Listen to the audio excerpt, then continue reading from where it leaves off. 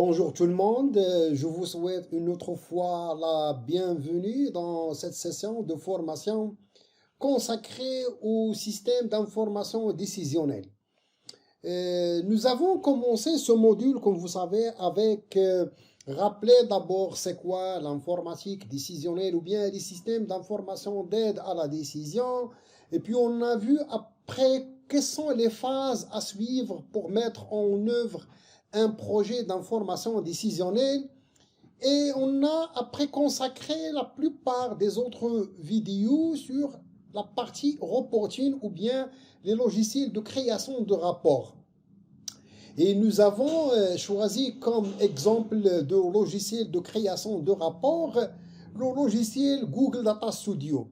Le choix de ce logiciel est justifié d'abord par sa facilité d'utilisation et les fonctionnalités qui sont trop riches pour élaborer et mettre des bons rapports. La dernière vidéo, bien la partie 8 de la dernière fois, j'ai commencé des vidéos dédiées à l'aspect données. Et j'ai consacré la vidéo de la dernière fois sur le format CSV et le format JSON. Aujourd'hui, la vidéo est aussi spéciale et on va discuter une notion très importante. Il s'agit de la notion des données non structurées. Le choix de ce sujet aujourd'hui est justifié par deux points. Le premier point, c'est que pour mettre en œuvre des rapports, on a besoin vraiment souvent des données. Et les données, comme vous savez, ne sont pas toujours bien préparées ou bien en bonne structure ou bien avec des structures simples à utiliser. L'objectif d'aujourd'hui, c'est de vous expliquer les types de données qu'on peut rencontrer dans le cadre de la mise en œuvre d'un rapport ou bien d'un projet décisionnel. Et on va voir spécialement, c'est ce qu'on appelle les données structurées et les données non structurées et c'est quoi la différence entre ces deux notions importantes. Je vous souhaite une autre fois la bienvenue et on démarre notre vidéo.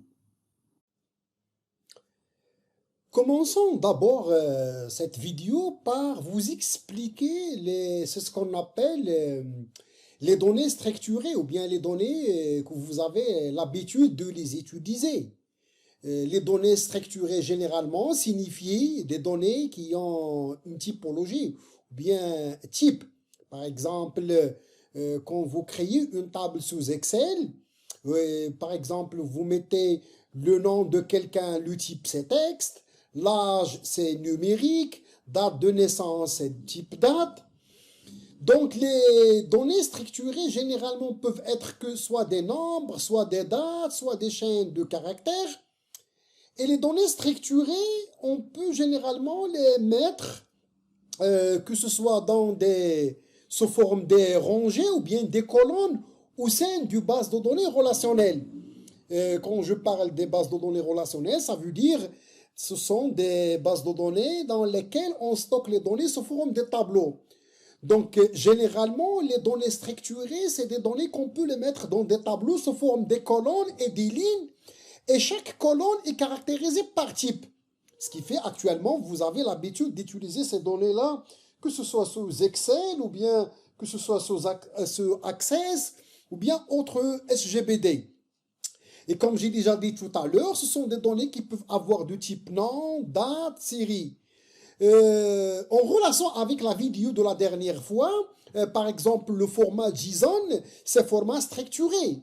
Un tableau sous Excel, c'est format ou bien des données structurées.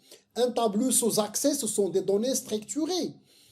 Mais ce qui est maintenant, normalement, selon les statistiques, c'est que ces données-là, ils ne représentent que 20% des données qu'on trouve dans les organisations, que ce soit privées ou bien publiques. Et ces données-là, ils sont caractérisés par... Ils ne demandent pas beaucoup de stockage, ça veut dire des espaces pour les stocker. Et comme vous voyez, ce sont des données qui sont bien évidemment plus faciles à gérer et à protéger, juridiquement même. Donc, je rappelle que la plupart de vous, actuellement, ils travaillent avec des données structurées. Ça veut dire c'est des données sous format des tables, des colonnes et des lignes. Contrairement aux données structurées, les données non structurées sont des données qui ne suivent ni type ni format précis. Et on peut citer à titre d'exemple, pour comprendre, les images, bien les vidéos, les SMS, ce sont vraiment des données qui ne sont pas structurées, des fichiers texte, généralement des feuilles de calcul, les emails. Si vous prenez par exemple les emails, ce sont des données non structurées. Et les données non structurées, on ne peut pas s'afficher sous forme de rangée ou bien des colonnes à l'intérieur d'une base de données relationnelle. Autrement dit, on ne peut pas mettre ces données-là sous forme des tableaux ou bien des lignes ou bien sous forme des lignes et des colonnes. Généralement, les données non structurées, elles sont soit générées par un ordinateur ou bien périphérique donné ou bien par homme. Prenons le cas des ordinateurs. Par exemple, les données non structurées, on peut les avoir avec des images satellites. Les données, par exemple, récupérées par les États dans le cadre de la surveillance par satellite, comme par exemple Google Earth, c'est un excellent exemple. Les données scientifiques, les données atmosphériques, les photographies et vidéos. Par exemple, si vous prenez actuellement les données générées par les systèmes de vidéosurveillance, par exemple, ce sont des données non structurées. Les données non structurées, on peut également les générer par l'homme. Par exemple, le texte interne à votre organisation, par exemple, le contenu texte dans les procédures ou bien dans dans les documentations et dans les emails. Les données non structurées, on peut également les trouver dans les médias sociaux. Toutes les données générées actuellement sur les réseaux sociaux, comme les chats, par exemple, en bas d'une vidéo, vous trouverez des chats avec des icônes ou bien avec des likes, du texte, que ce soit sur YouTube ou bien sur Facebook ou bien Twitter ou bien sur Instagram. Ce sont des données non structurées. Ce qui fait que les données générées par les réseaux sociaux, ce sont des données non structurées. Et les données de vos téléphones mobiles, par exemple les SMS. Les SMS, ce sont des données non structurées. Et si vous prenez par exemple une page web ou bien le contenu d'un site, si vous prenez par exemple une page internet, ce sont aussi des données non structurées. Donc ce qui fait les données non structurées, actuellement, et contrairement aux données structurées, elles représentent plus que 80% des données qu'on peut trouver à l'intérieur d'une organisation. Et contrairement aux données structurées, ils demandent beaucoup d'espace de stockage. Donc, ce qui fait vraiment, on aura besoin des serveurs ou bien des espaces de stockage de grande capacité pour les stocker.